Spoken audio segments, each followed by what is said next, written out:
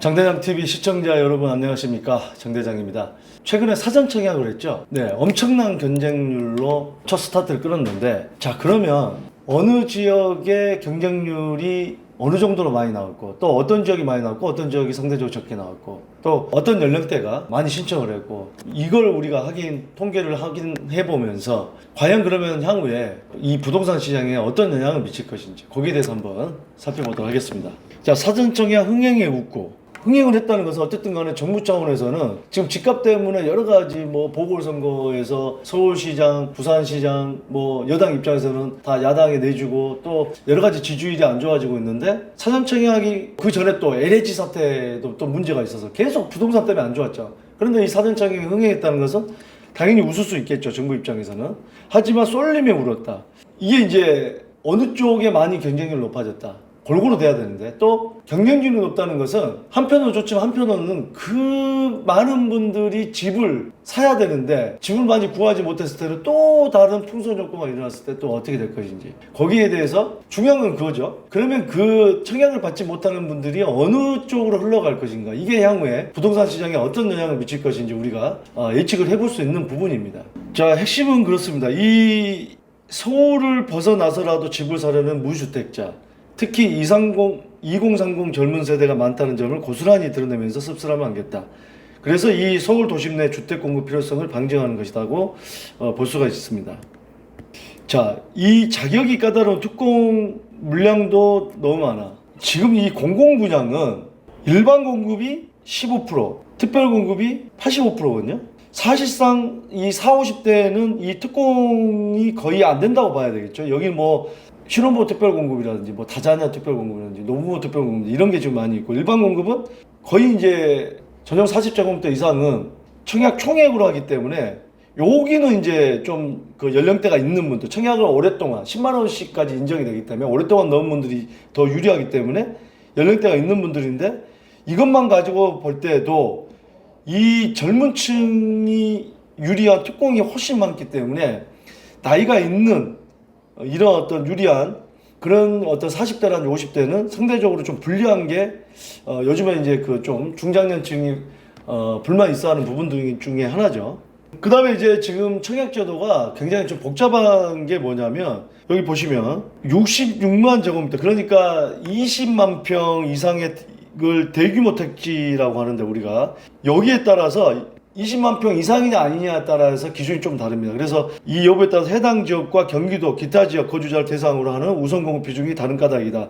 보시겠습니다. 인천, 계양 같은 경우는 50%는 해당 지역, 나머지는 수도권 기타, 광역시이기 때문에 이제 이렇게 되고, 남양주 진접이지구는 30%가 당해 지역, 남양주시, 20%는 그 다음 남양주시 떨어진 사람들하고 경기도 같이 경쟁을 하고요. 나머지 50%는 서울이겠죠. 서울하고 이제 경기도 떨어진 사람, 또 인천 떨어진 사람 같이. 근데 성남 복정 1지구 같은 경우는 대규모 택지 개발 지구가 아닙니다. 20만 평이 아니기 때문에 성남시에서 2년 이상 거주자에게 100% 우선 공급한다. 그러니까 이런 거에 따라서 잘 알아둘 필요가 있고, 또 너무 좀 복잡한 게 아니냐, 일반 사람들이 볼 때 이것도 좀 수정할 필요는 있다라는 얘기고요.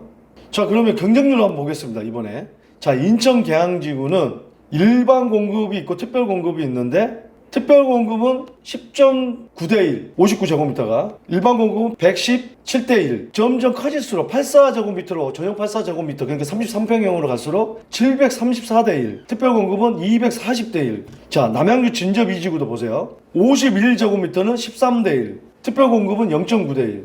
일반 공급이 훨씬 더 높죠, 전반적으로. 이 84제곱미터로 가보겠습니다. 일반 공급은 308대1, 특별 공급은 63대1. 두 가지 결론을 내볼 수가 있어요. 특별 공급보다는 일반 공급이 경쟁률이 훨씬 높고, 작은 면적보다는 84제곱미터로 갈수록 큰 면적일수록 경쟁률이 높다. 즉 무슨 얘기냐?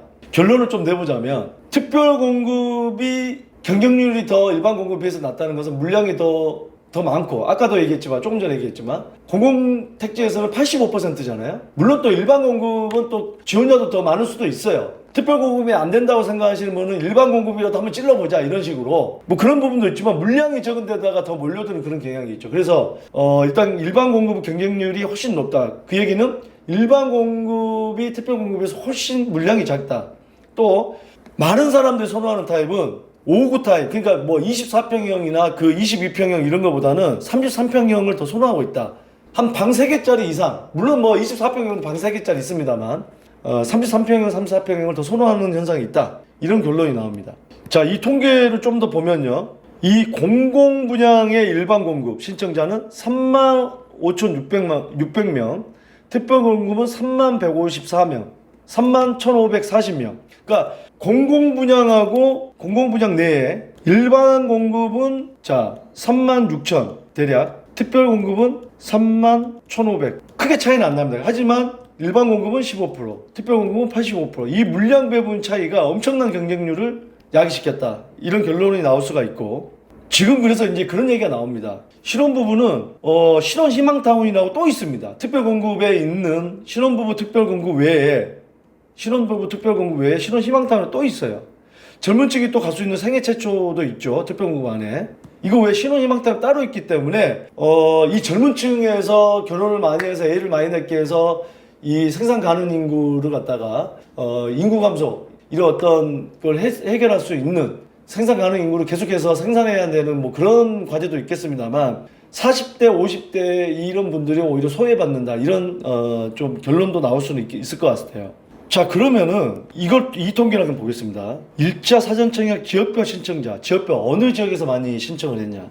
자, 인천 계양지구는 서울에서 30%, 경기도에서 20%, 인천에서 48%, 남양주 진접 이지구도 서울에서 43.5%, 경기도에서 56%, 위례는 서울에서 52%, 경기도에서 48%. 자, 합계로 보면 서울에서 38%. 자, 무슨 얘기냐? 지금 인천이나 인천 경기도권에서 사전 청약이 이루어지고 있는데 서울에 사는 사람이 40%가 지원했다.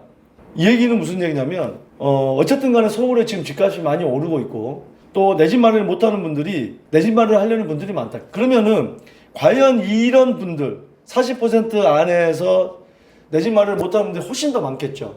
그랬을 때 청약을 계속 기다리는 분도 계시겠지만, 이제는 서울이나 경기도권에, 서울의 중저가 아파트나 경기도권에 좀 저렴한 아파트로 또 매수세로 돌아설 수 있다는 거죠. 그게 이제 향후에 집값을 올릴 수 있는 그런 여지가 될 수 있다. 다른 하나는 제가 말씀드리고 싶은 부분은요, 이 지금 상기 신도시를 비롯해서 수도권에 지금 30만 가구 이렇게 또 공급이 된다고 한다면 그야말로 수도권 공화국이 됩니다. 그러면은 향후에는 지금 지방에 계신 분도 이사로 와서 지금 청약을 넣으신 분도 많거든요. 지방은 나중에 점점 여러 가지 쇠퇴될 수밖에 없고, 지금 지방에다 일자리를 많이 공급한다.